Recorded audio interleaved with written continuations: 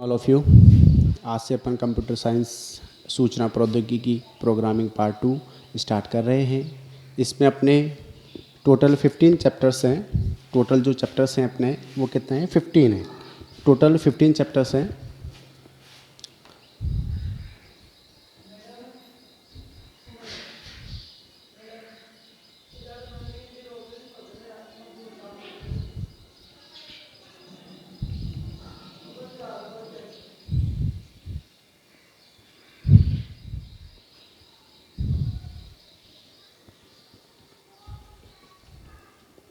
Total जो अपने chapters हैं कितने हैं? 15 चैप्टर्स हैं। फर्स्ट ऑफ ऑल अपन जो चैप्टर्स पढ़ेंगे वो 1 to 5 पढ़ेंगे। इसमें भी क्या हो, 3 सीरीज़ में अपने पेपर्स होते हैं कि जैसे देखो सेक्शन ए है, सेक्शन बी है और सेक्शन सी है। अपनी जो सेक्शन ए है उसके अंदर 1 to 10 क्वेश्चन आते हैं। फिर सेक्शन बी के अंदर 11 to 20 और सेक्शन थर्ड के अंदर आता है 21 to 30। 1 to 10 जो क्वेश्चंस हैं अपने वो 1 नंबर्स के आते हैं और फिर 11 to 20 अपने 2 मार्क्स के पेपर क्वेश्चन आते हैं। उसके बाद 11 to 30 26 मार्क्स के पेपर मतलब क्वेश्चंस आते हैं। टोटल अपना जो पेपर होता है आईपी का वो 56 मार्क्स का होता है। कितने मार्क्स का पेपर होता है? 56 मार्क्स का। इस पे अपन सबसे पहले जो अपन पढ़ेंगे वो ये है कि कंप्यूटर का जो पेपर है ये टोटल 56 मार्क्स का है और इसके अंदर जो फर्स्ट अपना चैप्टर है वो है डाटा स्ट्रक्चर, कि जैसे अपन किसी चीज़ का स्ट्रक्चर कैसे बनाते हैं। जैसे फर्स्ट ऑफ ऑल अपन समझ लें कि अगर हम घर बनाना है तो घर बनाने के लिए अपन को सबसे पहले किस चीज़ की ज़रूरत पड़ेगी? फर्स्ट ऑफ ऑल अपनी खुद की ज़मीन होनी चाहिए। उसके बाद अपन पहले नींव भरते हैं, उसके बाद फिर अपन बाउंड्रीज़ वगैरह बना के उसकी छत भर के फिर अपन क्या बनाते हैं? अपना घर तैयार करते हैं। ऐसे ही अगर अपन कोई भी चीज़ पहले करते हैं तो अपने मन में क्या हो जाता है? उसका एक स्ट्रक्चर बन के तैयार हो जाता है कि उसका स्ट्रक्चर कैसा है, कैसा वो दिखेगा, कैसे वो बनेगा। तो ये सारी चीज़ें पहले अपने, जैसे अपन गाड़ी का है तो अपने गाड़ी के माइंड में आ जाता है कि गाड़ी है तो उसके 4 टायर होंगे, उसके अंदर हैंडल होगा, उसका कलर होगा, वो डीजल से चलेगी, पेट्रोल से चलेगी। तो उसका एक क्या बन जाता है? अपने माइंड में स्ट्रक्चर बन जाता है। तो ऐसे ही फर्स्ट ऑफ ऑल अपन जो जब भी फर्स्ट चैप्टर पढ़ेंगे वो होता है डेटा स्ट्रक्चर बनाना। डेटा स्ट्रक्चर का मतलब हो गया कि अगर हम कोई चीज़ बनाएंगे, जैसे अपन कोई प्रोग्राम बनाएंगे तो उसका पहले क्या बनाएंगे? अपन एक स्ट्रक्चर बनाएंगे। क्या बनाएंगे? अपन पहले स्ट्रक्चर बनाएंगे। तो वो स्ट्रक्चर कैसे बनेगा, कैसे अपन उस पर काम करेंगे, वो अपन आज सीखते हैं। तो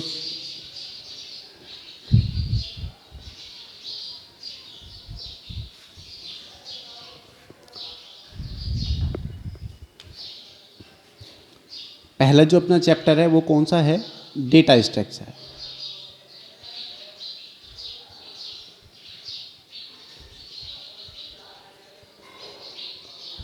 पहला चैप्टर है अपना डेटा स्ट्रक्चर। तो देखो डेटा स्ट्रक्चर वाला जो अपना चैप्टर है वो फर्स्ट ऑफ ऑल अपना एक डायग्राम पर डिपेंडेंट है कि अगर आपको वो डायग्राम समझ में आ गया तो अपन को अच्छी तरह अपने क्या हो जाएगा? वो अपना चैप्टर समझ में आ जाएगा। कि जैसे first of all data structure, तो डेटा स्ट्रक्चर कितने प्रकार का होता है? ये अपने 2 प्रकार का होता है। कितने प्रकार का होता है? 2 प्रकार का।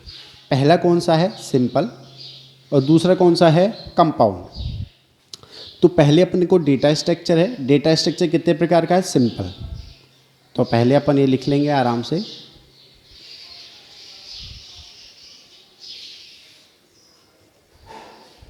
जो अपना सिंपल डेटा स्ट्रक्चर है वो कितने प्रकार का होता है? वो 2 प्रकार का होता है। कितने प्रकार का होता है? 2 प्रकार का। पहला कौन सा है? एरे, और दूसरा होता है स्ट्रक्चर।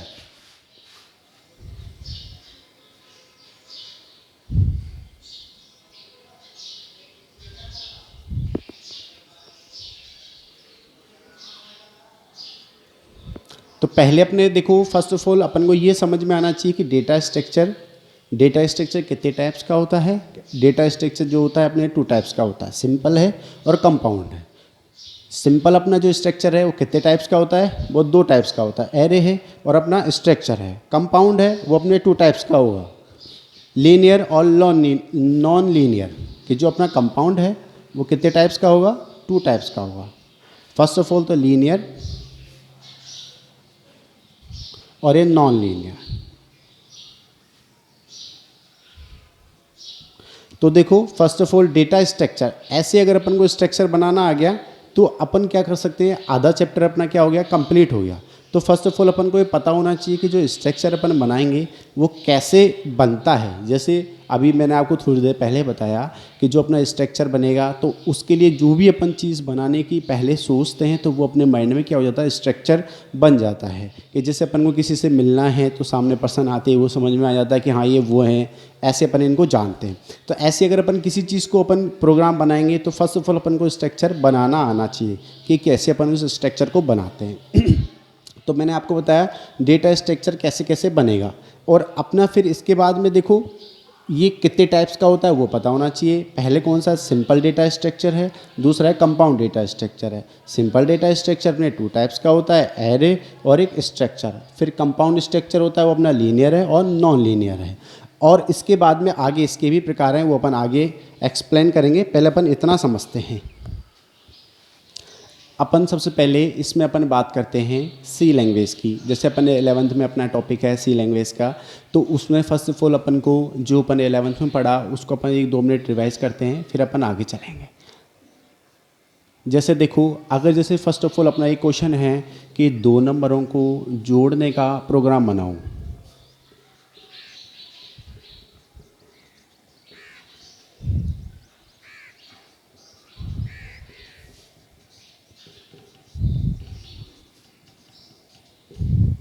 तो देखो अपन ने क्या किया, 2 नंबर्स को यहाँ पे ऐड करने का अपन प्रोग्राम बनाते हैं कि जैसे अगर अपन को कंप्यूटर की भाषा में 2 नंबर्स को अगर जोड़ना है तो उसका अपन कैसे प्रोग्राम बनाएंगे। तो देखो फर्स्ट ऑफ ऑल अपनी हेडर फाइल लगानी है जिसको अपन बोलते हैं include stdio.h। फिर इसके बाद में इसी की सेम एक और है हेडर फाइल, उसको अपन लिखेंगे include conio.h। तो ये अपन ने क्या लगा दी, अपन ने प्रोग्राम में हेडर फाइल लगा दी। उसके बाद अपन क्या लिखेंगे, void main।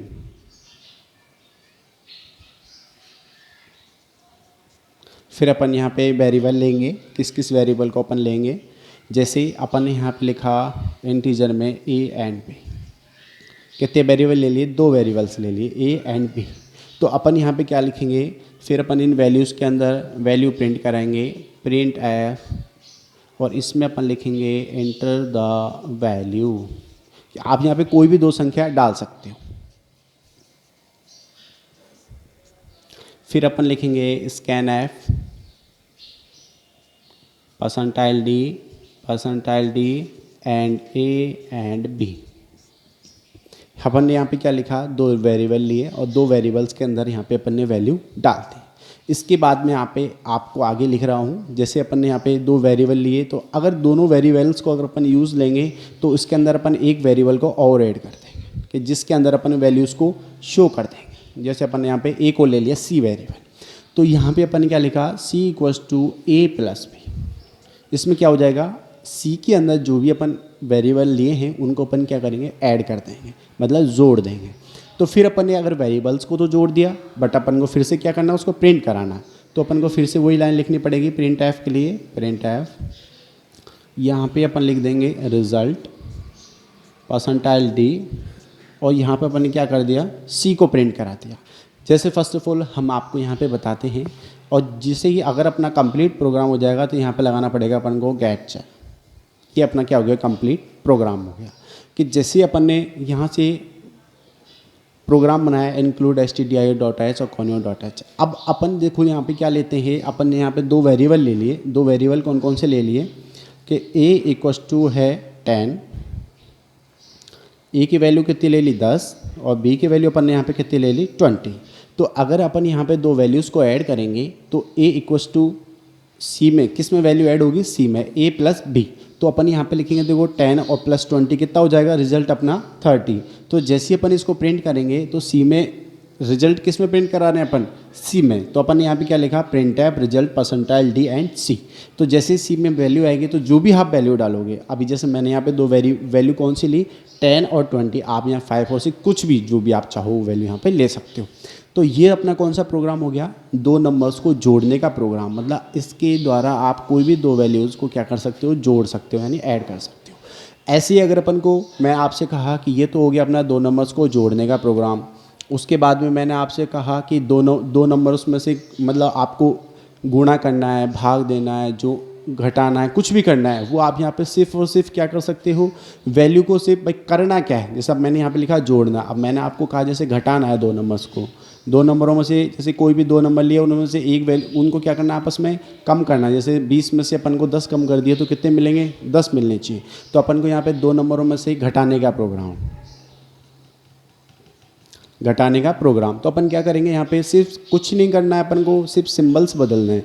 कि जैसे देखो ये प्रोग्राम तो एज इट इज़ रहेगा, उसमें अलग से कुछ भी अपन को ऐड करने की ज़रूरत नहीं है। अपन को यहाँ पे प्लस का जो साइन अपन ने यूज़ में लिया वहाँ क्या कर देंगे, माइनस कर देंगे।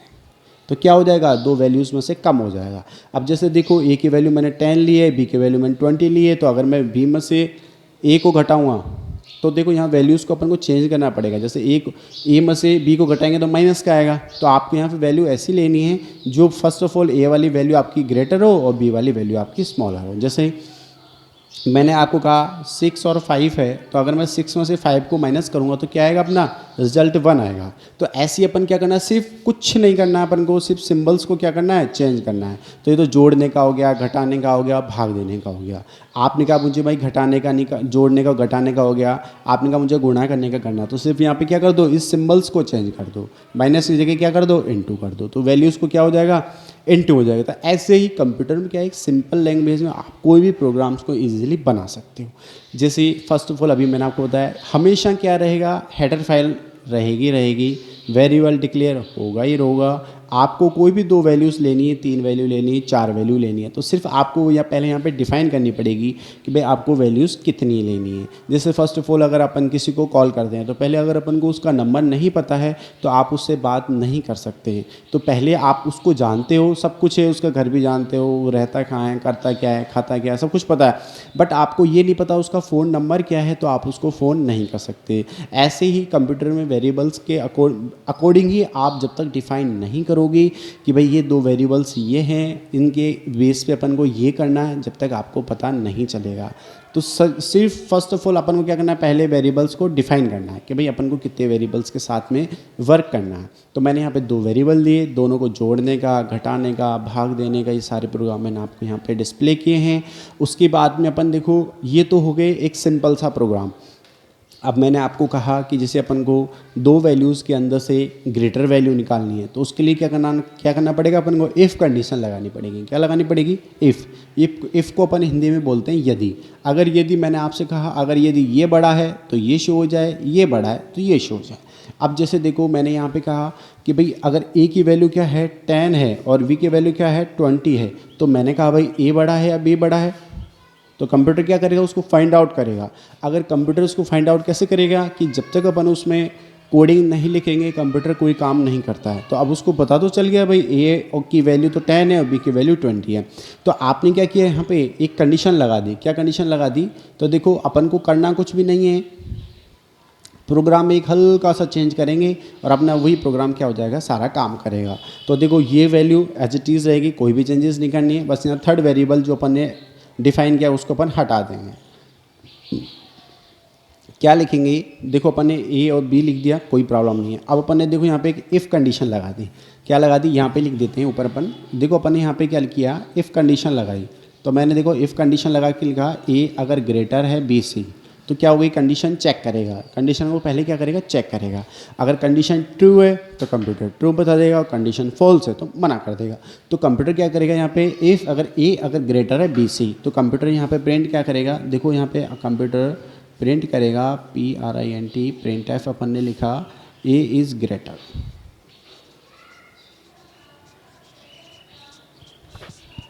तो अपन ने क्या किया, ए की वैल्यू को क्या कर दिया, यहाँ पे ग्रेटर कर दिया।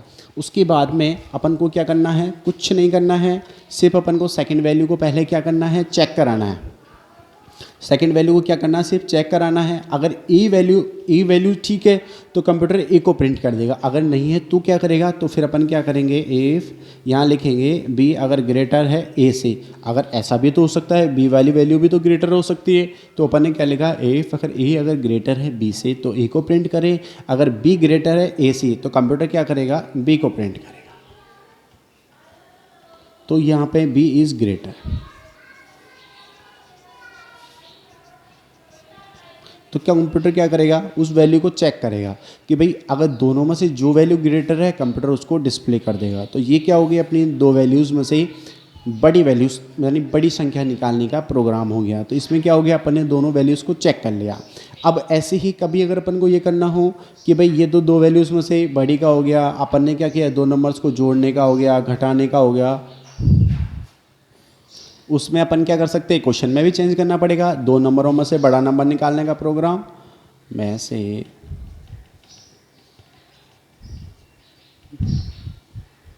बड़ा नंबर निकालने का प्रोग्राम।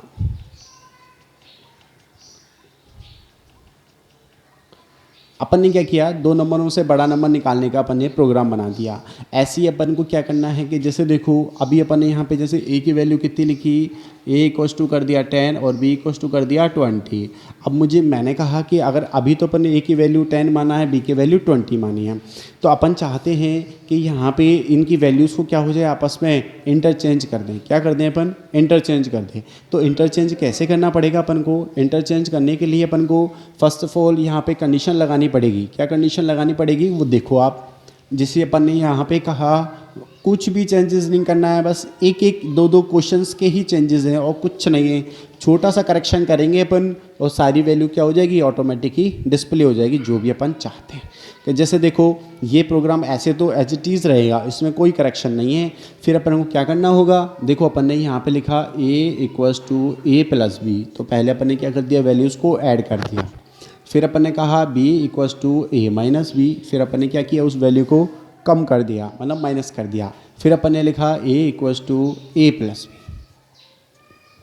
जैसे देखो अपन ने यहाँ पे क्या किया कि यहाँ पे लिखा a equals to A plus B, तो a की वैल्यू कितनी 10, b की वैल्यू कितनी 20।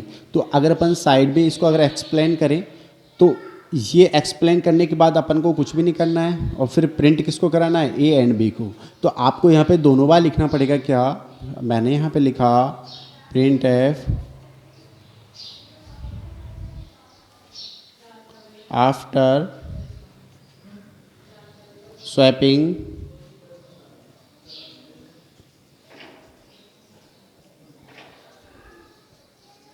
ए की वैल्यू। फिर अपन ने वापस से प्रिंट एफ लिखा आफ्टर स्वैपिंग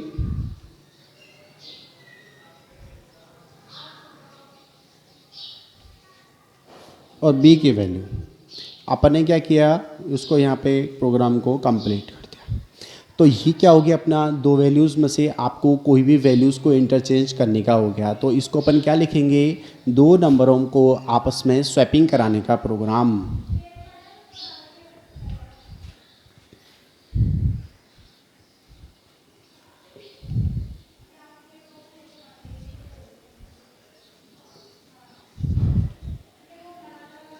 स्वैपिंग करने का प्रोग्राम। तो देखो स्वैपिंग का मतलब क्या हो गया, आपस में इंटरचेंज करने का प्रोग्राम। तो ऐसे क्या कर सकते हो आप, दोनों वैल्यूज़ के बीच में आपस में वैल्यूज़ को क्या कर सकते हो, इंटरचेंज कर सकते हो। तो देखो अभी अपन ने कौन कौन से प्रोग्राम पढ़े वो मैं एक बार आपको एक्सप्लेन कर देता हूँ आराम से। देखो कुछ भी नहीं किया है, सिर्फ जो अपन ने 11th में पढ़ा है एक बार अपन ने 2 मिनट उसका रिवाइज़ किया है, उसके बाद ही अपन क्या करेंगे, आगे चलेंगे। तो देखो अपना कुछ सिलेबस 11th का भी है, 2-3 चैप्टर्स अपने 11th के भी हैं जो 12th में हैं। तो पहले अपन उनको पढ़ेंगे ताकि क्या अपना इंटरेस्ट बना रहे। अगर अपन 12th वाले स्टार्टिंग कर देंगे तो क्या होगा, अपने आपको बोरिंग फील होगी कि अरे ये क्या लिख दिया सर ने, ये क्या लिख दिया, ऐसा नहीं है। तो देखो अपन सिंपल से, तो देखो सबसे पहले अपन ने जो प्रोग्राम लिखे वो मैं आपको यहाँ पे लिख देता हूँ। फर्स्ट ऑफ ऑल में मैंने आपसे कहा दो नंबर्स को जोड़ने का प्रोग्राम। कौन सा प्रोग्राम लिखा, दो नंबरों को जोड़ने का प्रोग्राम।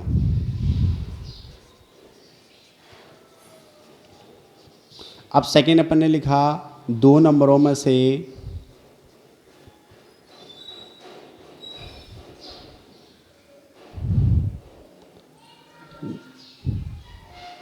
घटाने का प्रोग्राम,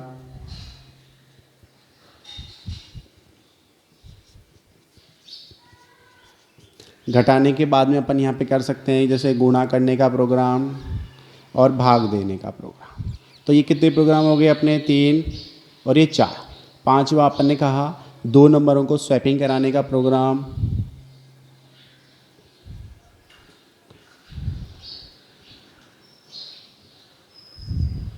स्वैपिंग का प्रोग्राम। फिर आपने छठा प्रोग्राम पढ़ा कि 2 नंबरों के बीच में से बड़ा नंबर निकालने का प्रोग्राम।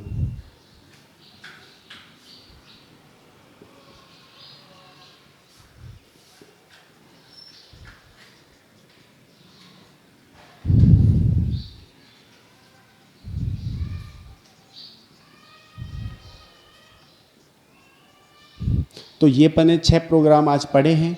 इसमें अगर आपको कोई डाउट्स हो तो आप कमेंट बॉक्स में डाल सकते हैं, और भी अगर आपको कुछ क्वेरी हो तो आप कमेंट बॉक्स में डाल के हमें बता सकते हैं कि ये सर हमें समझ में नहीं आया।